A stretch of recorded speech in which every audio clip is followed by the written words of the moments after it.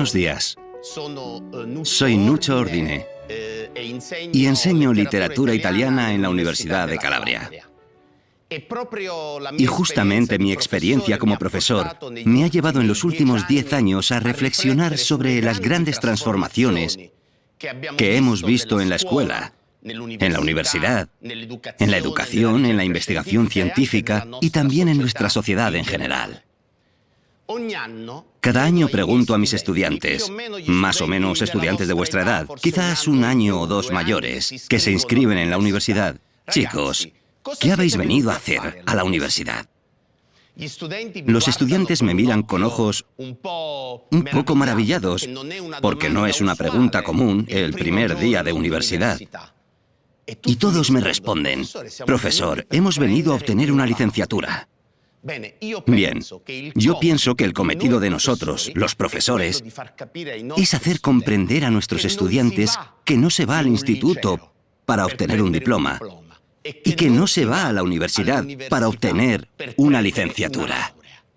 La cosa principal que debemos enseñar a nuestros estudiantes es que la cultura, el estudio, no sirven solo para una profesión. La cultura y el estudio sirven sobre todo para formar a ciudadanos libres, hombres y mujeres capaces de razonar con su propia cabeza.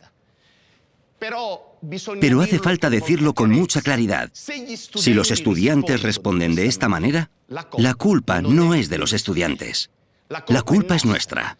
La culpa es de una sociedad que hace entender de forma errónea a los estudiantes que tú debes estudiar para obtener un diploma para luego usar tu diploma en el mundo laboral. Y bien, yo, para hacer comprender a mis estudiantes que la función del estudio en la universidad, la experiencia de la enseñanza, no es la que la sociedad quiere hacernos creer, leo una bellísima poesía de Kavafis, un gran poeta griego. Una poesía escrita a principios del 1900, en 1911, titulada Ítaca. Kavafis dice a sus lectores: atención. En la vida, lo que cuenta no es llegar a Ítaca. Lo que cuenta es la experiencia que nosotros tenemos durante el viaje. Es esa experiencia que nos hace mejores. Es esa experiencia que nos enriquece. La verdadera Ítaca está en el viaje mismo. Quisiera leeros esta poesía.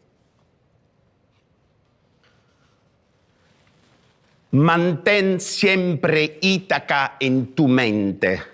Llegar allí es tu destino, pero no tengas la menor prisa en tu viaje.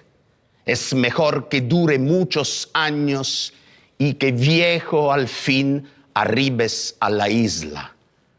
Rico por todas las ganancias de tu viaje, sin esperar que Ítaca te vaya a ofrecer riquezas.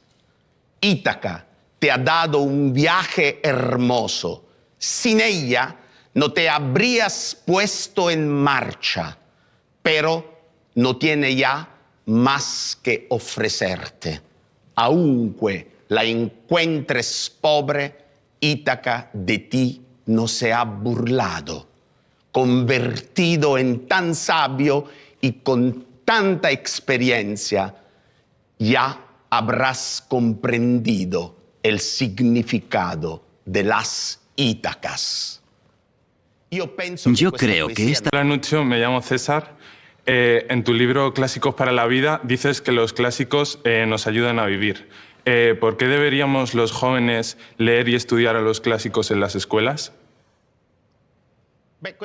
Bueno, esta es una pregunta bellísima, porque me permite abordar un tema sobre el que reflexiono desde hace muchos años.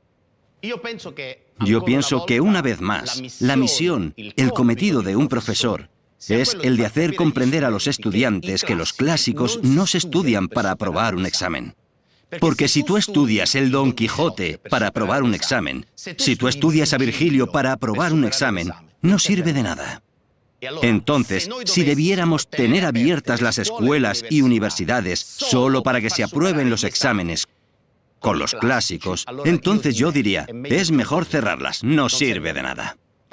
Pero atención, los clásicos, y este es el papel, una vez más, importante del profesor, y aquí por qué insisto, los clásicos son leídos, ante todo, porque nos hacen comprender no solo el mundo en el que vivimos, sino que nos ayudan a comprendernos a nosotros mismos. Yo no estoy diciendo que haga falta actualizar los clásicos porque sería algo banal. No es que yo deba coger a Homero y fingir que Homero es contemporáneo nuestro, entre comillas, que dice cosas nuestras, no.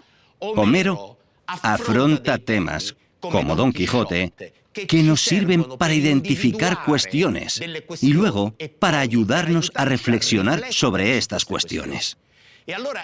Entonces, en este sentido, los clásicos tienen una función principal, que es la de ayudarnos a comprender cuáles son los problemas de nuestro presente y dar las respuestas a través de los clásicos a estos problemas. Hoy, por desgracia, los clásicos se leen cada vez menos en las escuelas y en las universidades. Hay cursos de literatura italiana que yo veo, o cursos de literatura, donde se leen pequeños fragmentos de varios autores. Y en mi opinión, esta manera de enseñar la literatura no sirve para nada. ¿Por qué? Porque lo primero que nosotros debemos hacer es hacer leer al menos una obra entera a un estudiante. Solo leyendo aquella obra entera en la universidad y razonando juntos, el estudiante puede comprender algunas cosas de fondo. ¿Cómo puede un estudiante enamorarse del Orlando Furioso de Ariosto leyendo un resumen del Orlando Furioso? Es imposible. Es normal que los estudiantes me digan, profesor, pero los clásicos son aburridos. Y luego cuando yo digo al estudiante, atención, muchachos, no son aburridos los clásicos. Son aburridos los resúmenes que vosotros leéis de los clásicos. Porque la palabra directa de un autor, puedo aseguraros, que abre el corazón de los estudiantes. Cuando yo digo el nombre Orlando Furioso, veo los rostros de los muchachos de vuestra edad palidecer. Todos preocupados. Profesor, ¿pero qué tienen que ver aquellos paladines con nosotros? ¿Por qué no hacemos algo más vinculado con la actualidad? Más vinculado con nuestra vida. Los jóvenes piensan a menudo, repito, no por su culpa, sino por nuestra culpa, que la literatura contemporánea nos habla más de la vida que Homero o que un clásico antiguo. Es un error de perspectiva extraordinario. Les dije, ¿puedo leeros una sola octava del Orlando Furioso? Si no os gusta, cambiamos de tema. Bien, ¿qué hice? Elegí una octava, que ahora os leeré, para mostraros que los clásicos nos hablan de la vida. Una octava en la que, en un cierto punto, Rinaldo, que es uno de los personajes clave del Orlando Furioso, cumple una misión en Escocia. Llega a Escocia y se entera de que a Ginebra, la hija del rey, la princesa, hay que darle muerte. Entonces Rinaldo, preocupado, dice, ¿por qué a Ginebra hay que darle muerte? Sencillo, le responden, porque Ginebra está acusada de infidelidad. Y la ley de Escocia dice que a quien es infiel hay que darle muerte. Entonces Rinaldo dice, pero si un hombre es infiel, ¿qué sucede? Nada. La ley concierne solo a las mujeres. La infidelidad femenina es castigada con la muerte. La infidelidad masculina no es castigada. Entonces Rinaldo, preso de la ira, dice, yo iré a defender a Ginebra, porque esta ley me parece una ley inicua, una ley injusta. Vamos a leer la octava de Rinaldo.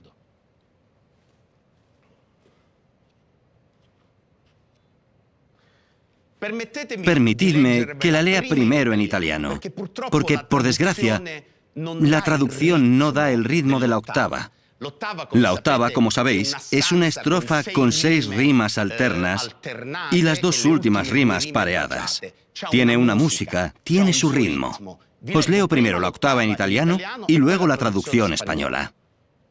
Sum medesimo ardor, sum disirpare, inchina e sforza l'uno e l'altro sesso a quel suave fin d'amor che pare all'ignorante vulgo un grave eccesso. Perché si de punir donna o biasmare che con uno o più d'uno abbia commesso quel che l'uom fa con quante n'ha appetito e lodato ne va, nonché impunito?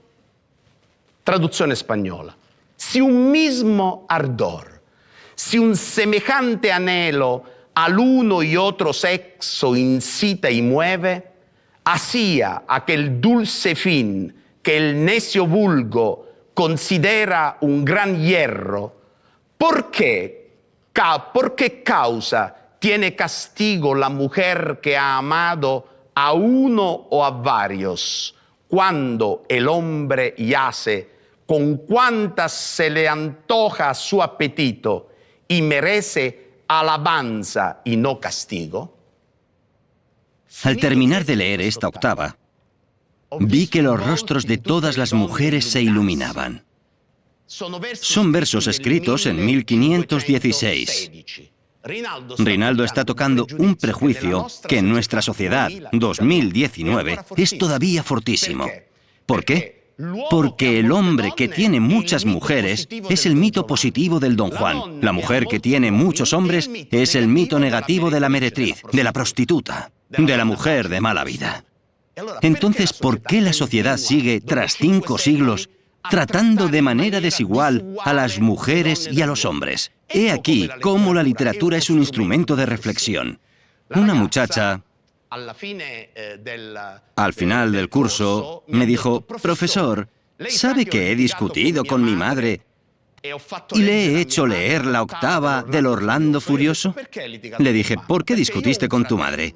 Porque tengo un hermano. Mi hermano tiene derecho, aun teniendo novia, a salir de noche con sus amigas y mamá no dice nada. Pero yo, que tengo novio, si voy a comer una pizza con un amigo, mi madre me dice: estate atenta, la gente habla, porque te ve con personas que no son tu novio. Le hice leer la octava del Furioso a mamá, discutimos y luego mamá comprendió su error. ¿Esto qué quiere decir? Ahora estoy simplificando las cosas claramente, pero significa que la literatura es un instrumento que nos ayuda a reflexionar. Quisiera poner todavía otro ejemplo, y ya termino con este tema. Quisiera poner el ejemplo, una vez más, de un tema que está relacionado con el mundo femenino.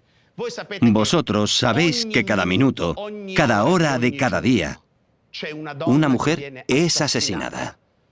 En España, en Italia, en el mundo, por un exmarido, por un hermano, por un padre, por un novio. Este fenómeno se llama feminicidio, es decir, mujeres que son asesinadas. ¿Y sabéis por qué son asesinadas? Porque estos hombres consideran a estas mujeres de su propiedad. Hay un pasaje bellísimo de un texto en prosa muy bello, que es una narración larga de Antoine de Saint-Exupéry, el autor del Principito, titulado Ciudadela. Quisiera leeros este pasaje y luego lo discutiremos.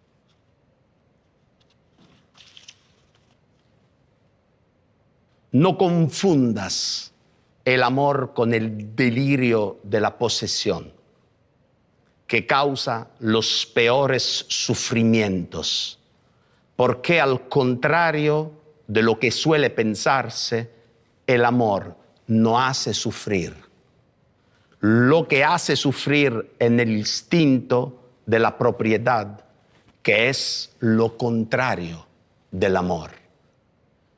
Si leéis las declaraciones en el tribunal de aquellos que matan a su exmujer, dicen: yo la amaba muchísimo, no podía vivir sin ella. Erróneo. Él no amaba a aquella mujer, porque no la habría matado si la hubiese amado. Él creía que la poseía, que era propietario de su cuerpo, propietario de sus pensamientos, propietario de su vida. He aquí cómo un pequeño fragmento de literatura puede ser un momento en que reflexionemos juntos sobre cosas que tienen que ver, de manera fuerte, con nuestra cotidianidad y con nuestra vida. Hola, Nucho. Soy Paula y soy estudiante de primero bachillerato. Me preguntaba si podrías decirme qué clásico, según tú, sería más aconsejable para los jóvenes que para empezar a leerlo. Y también, ¿cómo conseguías tú que tus alumnos se interesaran por estos clásicos? Bien, es difícil responder a esta pregunta, porque no creo que exista una lista de clásicos universal. ¿Qué quiere decir universal? Válida para todos los lectores del mundo y válida en todas las épocas. Yo pienso que cada época y cada área dentro de la misma época, pongamos un ejemplo, hoy, una cosa es que yo enseñe clásicos en una clase española o que enseñe clásicos en Sudamérica o que enseñe clásicos en China. Yo creo que esto influye muchísimo, por lo que deberíamos utilizar, ¿cómo decirlo?, un criterio de relatividad. Pero cuando yo hablo de relativizar, digo que cada uno de nosotros, en base a su sensibilidad y en base a sus conocimientos, podría hacer una lista de clásicos. Si hoy debiera escoger un ejemplo, una vez más, porque quiero daros ejemplos que provienen de los clásicos, yo digo siempre a mis estudiantes, no es el pensamiento de Nuccio Ordine lo importante. No. Yo estoy aquí con el uniforme del cartero.